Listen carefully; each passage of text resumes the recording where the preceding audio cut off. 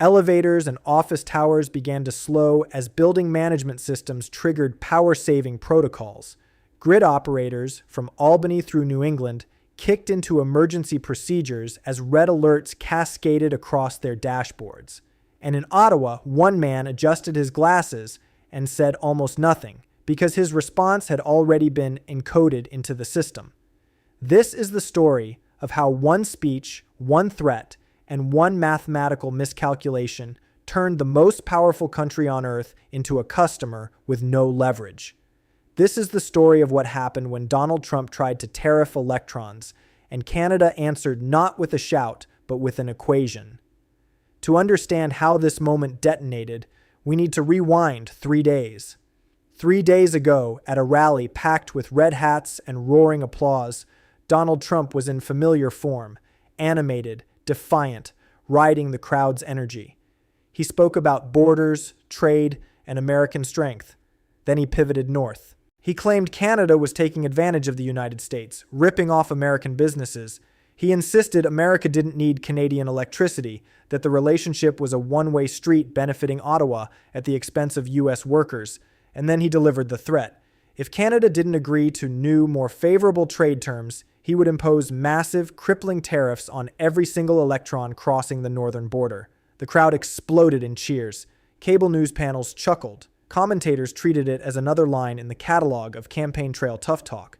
But energy isn't steel. It isn't lumber. It isn't dairy. Energy is physics, and physics does not respond to applause.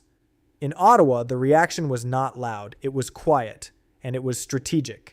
Prime Minister Mark Carney, a former central banker whose career was forged in financial instability and crisis management, didn't jump on television to trade insults. He didn't fire off posts. Instead, he called his energy advisors. He pulled the interconnection agreements that bind Hydro-Quebec to the northeastern U.S. power grids. He studied the contracts, the clauses, the legal tripwires, and he found something that had been overlooked for decades: real structural leverage. For roughly 30 years, the northeastern United States made a series of strategic choices that looked rational, until the moment they didn't. Coal plants were shut down for environmental reasons. Aging nuclear facilities were retired. New natural gas pipelines were blocked by political pressure, regulatory delays, and lawsuits. In their place, massive transmission capacity was built, pointing north. Quebec's colossal hydroelectric dams, so vast they can be seen from space, produce far more power than the province can consume. That surplus flows south into New York, Vermont, New Hampshire, Massachusetts, and beyond. On many days, nearly 20% of New York City's electricity comes from Canada. In parts of rural New England, the dependence can run even deeper. For years, it looked like a perfect deal: clean, efficient, cheap. But it also created something invisible and dangerous: structural reliance. The moment Trump threatened unilateral tariffs on Canadian electricity, he broke an unwritten rule that had governed cross-border energy trade for half a century. Power moved freely across the border. Politics stayed out of the wires.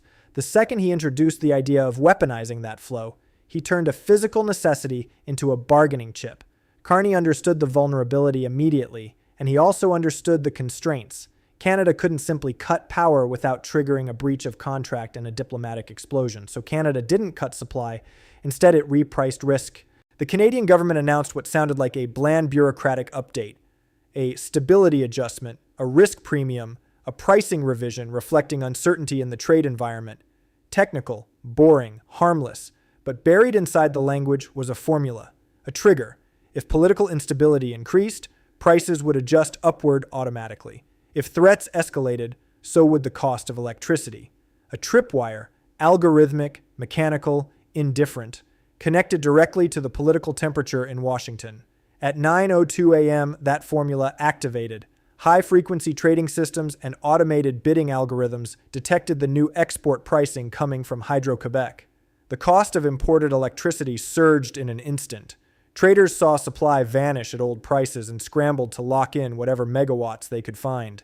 Utilities, staring down the immediate reality of keeping the largest city in America illuminated, began bidding higher and higher in a frantic auction. Within seconds, the market cleared at levels typically reserved for Category 5 hurricanes or once-in-a-century polar vortex events. Except this time, the skies over Manhattan were perfectly clear. In control rooms from Albany to Boston, engineers watched the numbers like they were watching a heart monitor flatline. Red indicators lit up, alarms multiplied, emergency procedures rolled out. And this is the brutal truth about electricity markets. They don't collapse with explosions. They collapse with invoices. When prices go vertical, the grid forces impossible choices. Industrial users receive automated alerts demanding immediate load reductions, or face penalties that can wipe out a business. Transit systems slide into conservation mode, slowing trains to reduce demand. Hospitals quietly test backup generators and inventory fuel reserves, not because the power is gone, but because the economics are suddenly terrifying. Nothing was physically broken, no dam failed, no transmission line snapped, but the price of electricity had shifted so violently that the entire system began to behave like it was in crisis. Inside the White House, confusion turned to anger as reports poured in. Governors across the Northeast were demanding answers. Utility executives warned of consumer bill shock at a scale no one had seen in modern times. Markets reacted across the board. The US dollar dipped against a basket of major currencies as global traders priced in the risk of energy-driven inflation. America may produce enormous quantities of oil and gas, but energy independence is not the same as grid independence. The Northeast is physically designed around cross-border flows. You cannot replace thousands of megawatts of imported baseload power overnight. You cannot build a new power plant in a week. You cannot permit and construct a major pipeline in a month. Infrastructure decisions made over 2 decades do not unwind in 20 hours. Trump's threat was meant to project strength. Instead, it revealed a vulnerability. You can tariff a product sitting in a warehouse. You cannot tariff the water behind a dam without immediate consequences. You cannot bully a supplier when your economic engine was built on the assumption of their cooperation. By mid-morning, analysts began calculating what a sustained surge would mean for the real economy. Utilities don't absorb shocks like this. They are regulated entities and are typically required to pass wholesale costs directly through to customers. If volatility held for a full billing cycle, households that expected 150 bills could see $400 or $500. Factories operating on thin margins faced impossible decisions: raise prices and feed inflation, or shut down production and lay off workers. Every path carried political danger. Meanwhile, in Ottawa, Carney delivered a short, carefully worded statement, calm, clinical, almost professorial. Canada, he said, had a responsibility to ensure fair value for its natural resources in a hostile and unpredictable trade climate. He never said Trump's name. No theatrics, no insults, just a framing. If risk rises, price rises. That, he reminded reporters, is capitalism. The contrast between the two approaches could not have been sharper. One leader issuing a threat at a rally, the other responding with a pricing model. By 10:17 a.m., the story stopped being merely a market spike and became a political firestorm. Governors weren't asking what happened anymore. They were asking how long it would last. New York's energy commissioner joined emergency calls with grid operators, staring at projections that looked like a heart attack on a screen. If prices stayed anywhere near these levels, utilities would have to trigger conservation programs, first large industrial curtailments, then residential reductions, then controlled rotating outages if reserve margins tightened. Boston's mayor was briefed that subway service could be cut sharply, not because electricity had vanished, but because the cost of securing it had become so punishing that normal operations might become financially impossible. Electricity markets can keep flowing while the economy begins to choke. White House advisors tried to downplay the surge as a blip, temporary volatility. They said the U.S. had plenty of domestic energy. In a narrow sense, that's true, but production is not delivery. The pipelines that would move more gas into New England were never built. Lawsuits and political opposition blocked them for years. Nuclear plants were shut down before replacement capacity was ready. The grid evolved around imports. Clean hydro from Quebec filled the gap, and politicians celebrated. Emissions down, bills down. Now, the same integration looked like a national security exposure. The Energy Secretary reportedly laid out the math in blunt terms. Replacing even half of the Canadian imports would mean restarting dormant, dirtier generation or rushing emergency fuel contracts, time-consuming, controversial, expensive, and still far costlier than the old hydro arrangements. There was no quick switch. The grid had been designed with the plug on the other side of the border. In Ottawa, the strategy went beyond price. Canadian officials quietly messaged European and Asian counterparts. Canada remained stable, reliable, and predictable, so long as agreements were respected. The implied contrast was unmistakable. Instability wasn't emanating from Ottawa, it was emanating from Washington. Markets trade narratives as well as numbers. Currency traders noticed. Bond yields twitched on fears that sustained energy inflation would complicate U.S. monetary policy. If electricity bills jumped, inflation data would follow. If inflation rose, rates could stay high longer. If rates stayed high, growth could slow, an economic chain reaction triggered by a single threat. Back in New York, Con Edison executives huddled in emergency meetings. Utilities operate on regulated margins. They aren't built for speculation. They purchase power, distribute it, and recover costs from ratepayers. When wholesale prices explode, the shock flows downstream with the force of a tsunami. Analysts began estimating that annual bills could rise by thousands of dollars if the new pricing regime persisted, numbers that aren't abstract for families already strained by high rents and high grocery costs. Industry felt it immediately. Upstate aluminum processors received alerts to reduce load. Crypto mining facilities, dependent on constant cheap power, shut down within hours. Data centers reviewed backup contracts, asking how long they could ride out a sustained spike. And still, no one had flipped a physical switch. That was the elegance and the danger of the Canadian move. Canada didn't cut supply. It priced the risk of doing business with an unstable partner. If Washington wanted stability, it could cool the rhetoric. If it escalated, the algorithm would escalate back, automatically, relentlessly. The punishment was embedded inside the market. Privately, political nerves began to show. Energy insecurity is toxic. Voters forgive many things, but they do not forgive darkness, and they do not forgive unaffordable bills. Calls between governors and lawmakers intensified. The message from the Northeast was blunt. This cannot continue. But Trump's brand has been built on confrontation. Retreat carries its own cost, especially in public. Cable news framed it as a test of national resolve. Who would blink? Would this fade as a temporary standoff or become a prolonged economic duel? While panels argued, grid operators did the grim work of recalculating reserve margins hour by hour. In a tightly balanced system, confidence is everything. Once traders believe scarcity is possible, fear gets priced into every bid, and fear spreads fast. Hospitals rechecked generator fuel, university campuses drafted contingency plans, transit agencies prepared statements, quietly, carefully, hoping not to cause panic while understanding the same truth. Modern cities are electrical organisms. Every elevator, every server, every traffic signal, every train depends on stable, affordable voltage. Across the border, Hydro-Quebec engineers watched export flows with calm detachment. Water levels were normal. Turbines spun steadily. The physical system was fine. It was the political layer on top of it that had changed. In Canada, Carney's approval numbers rose as voters watched a prime minister respond to a threat without theatrics, using the logic of markets to defend national interest. In the United States, critics called it ruthless. Supporters called it a wake-up call. By late afternoon, wholesale prices eased off their absolute peak, but remained dramatically higher than normal. The message was clear. Stability now had a price.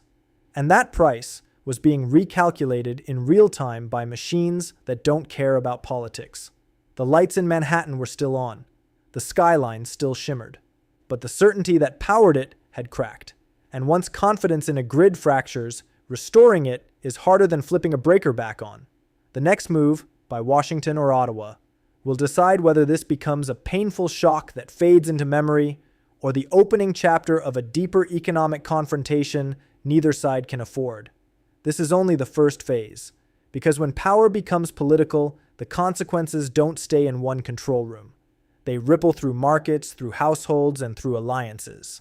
And the next 48 hours will determine whether today was a brief warning or the moment the Northeast discovered how fragile its foundation really is. Please hit the bell icon and subscribe to my channel for daily updates. As the first shockwave tore through the day-ahead market, a second scramble unfolded away from the cameras. Procurement teams at utilities and large commercial buyers started calling counterparties. hunting for any fixed price hedge, any short-term bilateral supply, any financial cap that could limit exposure before the next settlement window. In normal times, those calls are routine and polite. Today, they sounded like emergency medicine. Everyone asked the same question in different words. Is there any certainty left to buy? And if so, what does it cost? Grid veterans will tell you the market's most dangerous ingredient is not heat or cold, it is fear. Scarcity is often priced in before it becomes real, because nobody wants to be the last buyer in a tightening auction. Once participants believe a region might be short, bids rise preemptively. That is rational self-protection. But when everyone self-protects at the same time, the market behaves like a stampede, even while the physical system remains intact and power is still flowing steadily across the wires. By midday, emergency calls multiplied across agencies that rarely share the same room. State energy officials, grid coordinators, utility executives, transit planners, and major institutions compared notes on one central question: what signal would cause the new risk premium to step down? Canada had not framed its move as a one-time penalty. It was framed as a living formula, a rule that would react to the political temperature. That meant uncertainty had a meter, and every headline had the potential to move real money in real time. For the public, it can be tempting to treat electricity like any other commodity, but the grid is closer to a synchronized organism. Supply and demand must match every second, and the price is the language the system uses to enforce balance. When the price explodes, it is not just a scary number on a screen, it becomes an instruction set. Shift consumption, cancel optional loads, move flexible demand to later hours, call in reserves. The system does not negotiate, it compels compliance through economics. Utilities also cannot simply opt out. They are obligated to serve customers, and they must purchase what is available at the prevailing price, then recover those costs through regulated mechanisms. That is why electricity markets do not need a blackout to cause pain. They only need sustained, extreme clearing prices. The lights can stay on while households and businesses feel the squeeze through bills, budget cuts, hiring freezes, and layoffs, all without a single dramatic outage to focus the public's attention. Late in the afternoon, political aides reportedly tested messaging designed to reframe the confrontation as strength. But strength does not stabilize a market. Markets respond to credible commitments, enforceable rules, and predictable behavior. That is why the Canadian response was so potent. It translated politics into an automatic mechanism. Instead of arguing line by line, it embedded consequences inside a formula, and the market enforced that formula instantly, without waiting for speeches or press conferences. As the sun set, a different kind of pressure built, the pressure of tomorrow. Day-ahead prices are not merely a snapshot, they are a preview of how the next day will operate. If tomorrow's prices remain high, tomorrow's behavior changes. Industrial operators schedule downtime, data centers reshuffle workloads, transit agencies cut frequency, campuses adjust HVAC and lighting, small businesses shorten hours. Each decision reduces demand at the margin, and each reduction is a signal that the economy is bending to the price of uncertainty. The political calculus tightened too. If Washington escalated its rhetoric, the algorithmic adjustment could climb again. If Washington softened, prices could cool. But either move carried reputational cost. That is the trap of brinkmanship in an interdependent system. The act of making a threat can be more damaging than the threat itself, because it forces the counterparty to price uncertainty. And once uncertainty has a price, it does not vanish until it is actively removed through de-escalation or structural change. And so the region waited, not for a storm, but for a sentence. Not for broken equipment, but for a change in tone. Traders watched briefings, officials watched statements, and grid operators watched reserve margins. The physical grid was intact, yet the social contract around the grid was cracking. When people believe energy can be politicized, they begin to behave as if it will be, and that behavior alone can rewrite the market's baseline and keep volatility alive even after the initial spike fades.